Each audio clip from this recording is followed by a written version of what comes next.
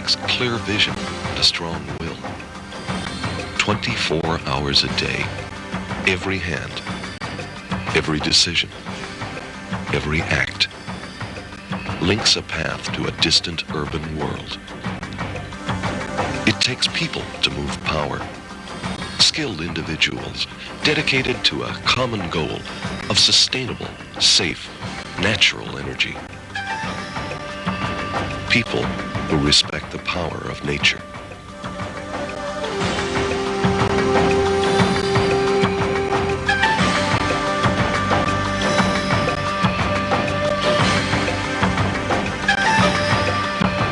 The Canadian North is a land of contrast and beauty.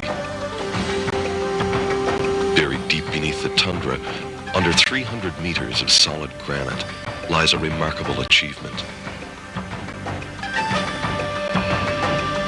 Built with respect for a pristine subarctic wilderness, providing a clean, perpetual source of electrical energy to a continent struggling for natural solutions. Unknown to most North Americans, this is Churchill Falls, Labrador.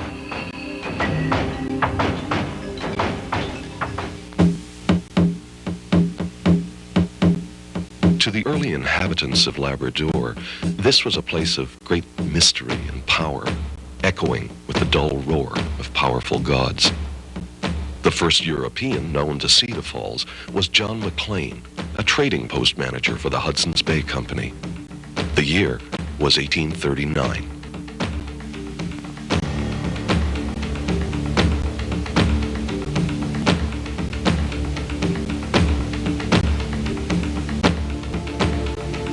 The river plunged over the lip of the Labrador Plateau, a vast watershed of muskeg, bogs, and hundreds of interconnected lakes. Almost every body of water on this glacier-scarred plain drained to the sea through this single river, the Churchill. And at the precipice of the plateau, the falls. In less than 32 kilometers, the river descends over more than 300 meters, 119 million liters of water a minute.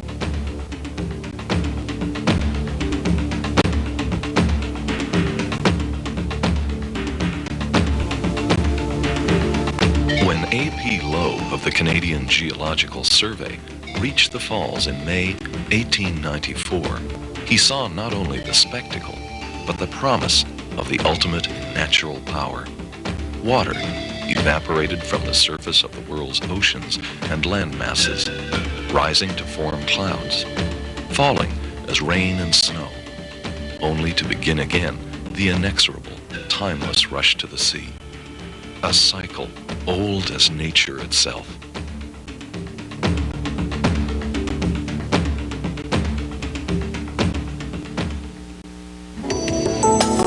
Six decades later, the dream of harnessing the energy of Churchill Falls began to take shape. There was tremendous interest in discovering the extent of the resources hidden in this big land.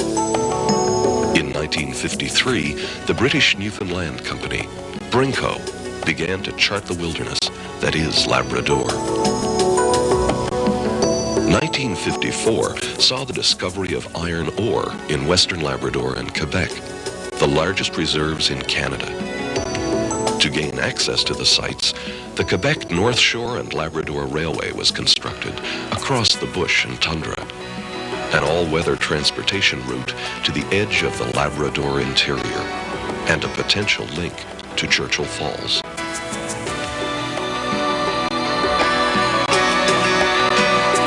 With the development of iron ore in the early 60s came the need for electrical power.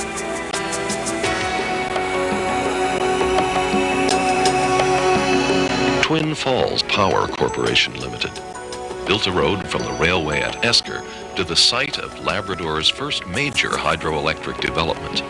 Completed in 1962, Twin Falls, on a tributary of the Churchill, would deliver 225,000 kilowatts. The mammoth task of construction would provide valuable insight into the challenges of developing Churchill Falls.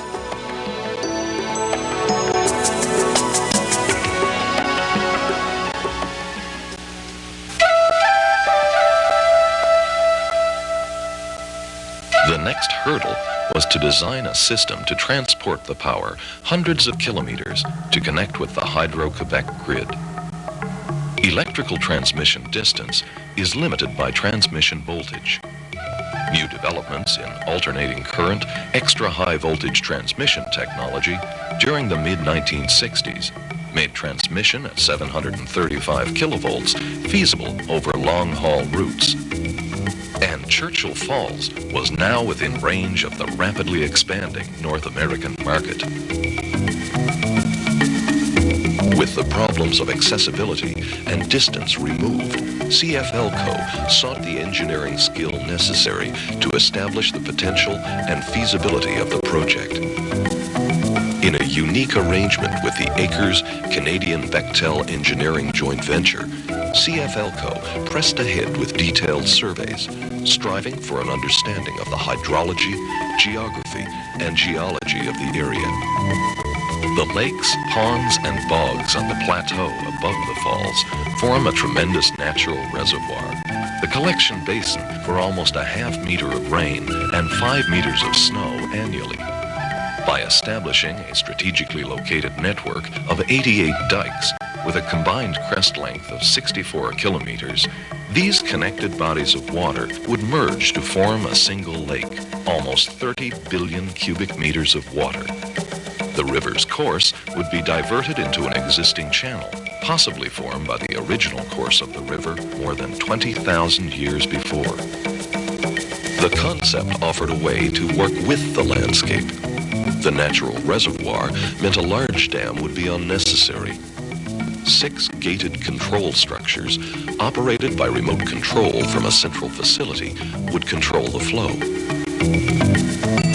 By burying the generating site deep within a shield of solid rock, 25 kilometers downstream from the falls, the plant could take advantage of water falling over 320 meters to the river below. Churchill Falls would be one of the largest underground hydroelectric developments in the world.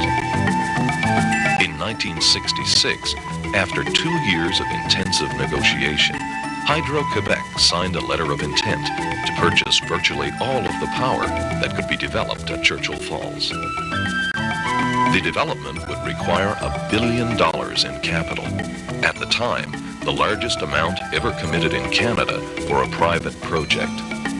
74 years after A.P. Lowe had first identified the natural power of the Churchill River, the capital, the customer, the concept, and the technology came together.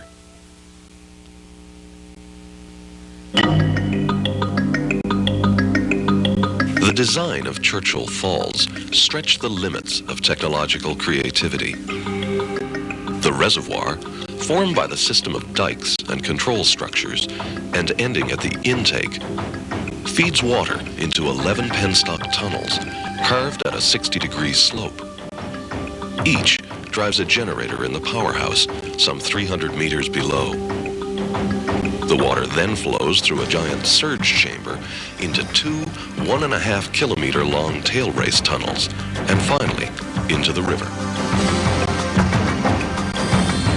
Every detail was checked and rechecked. Laboratory-scale models proved the effectiveness of designs, helped to fine-tune concepts. 2 years of effort had already gone into initial construction by 1968. First, the crews extended an all-weather access road that would allow the transportation of heavy equipment from Esker on the Quebec North Shore and Labrador Railway.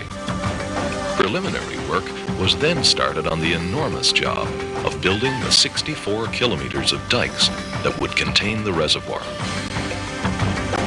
From the beginning of the project, Churchill Falls was to be more than just another bush camp. No effort was to be spared to increase productivity and quality. This was the beginning of a true northern community. At its peak, the project's workforce reached a total of 6,300 workers. A mammoth logistical challenge in an isolated northern environment. Working around the clock, through the snow and cold of Labrador's winters, they met every challenge. and at 5:17 p.m., December 6, 1971, 5 months and 3 weeks ahead of schedule, they achieved success. The first delivery of electrical power to Hydro-Quebec. In 1974, the government of Newfoundland and Labrador purchased the Brinko shears in CFLco, along with the water rights to the lower Churchill River. These shears were vested in Newfoundland and Labrador Hydro, making CFLco one of the Hydro group of companies. Churchill Falls is a self-sufficient operation. Over 250 employees operating a massive hydroelectric complex, generating 5.4 million kilowatts of electrical power, 34 billion kilowatt hours annually. Self-sufficiency means being able to rebuild a tractor on site, to machine a pump shaft from scratch, to fly a transmission crew to a remote tower, to repair a generator. Day by day, the people of Churchill Falls maintain a massive and complex system, feeding power to industrial and residential sites in Labrador West, Labrador East, and southern Canada. As North America wakes each morning, the power output transmitted from the plant is gradually increased by adding generators on demand.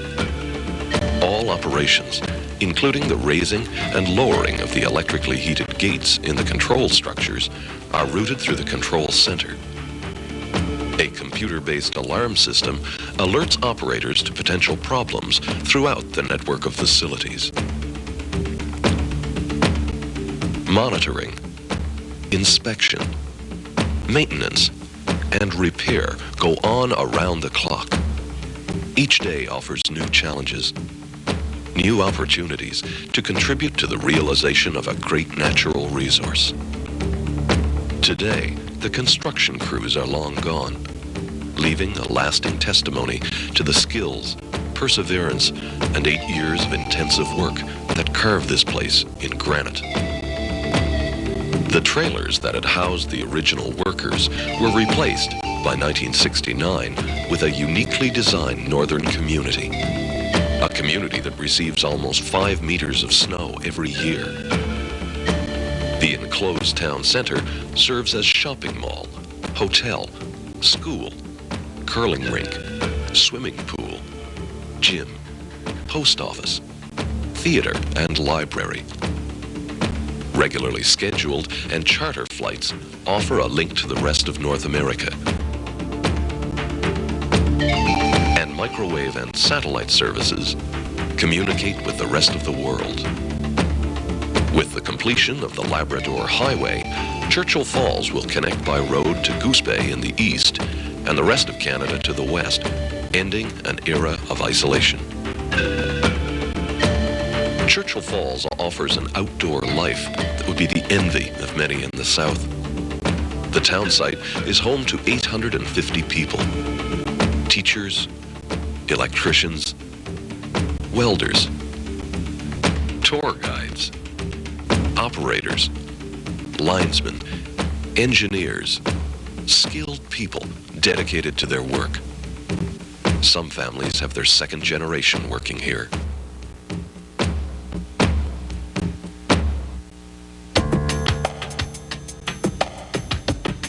Churchill Falls' success has proven that a carefully planned, large-scale hydro development can coexist with a fragile environment. Each step of the way, Churchill Falls has maintained its commitment. Between 1975 and 1991, the site produced 595 billion kilowatt hours of electricity, the energy equivalent of 158,000 barrels of oil every day.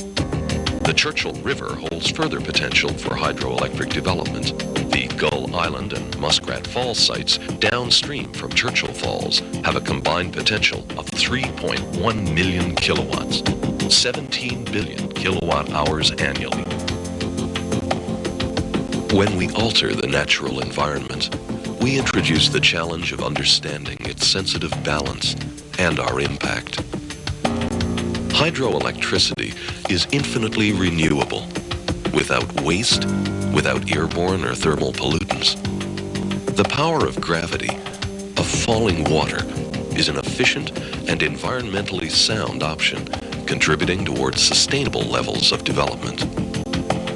As long as the rain and snow fall and the sun shines, hydroelectricity offers a responsible alternative for today and for tomorrow.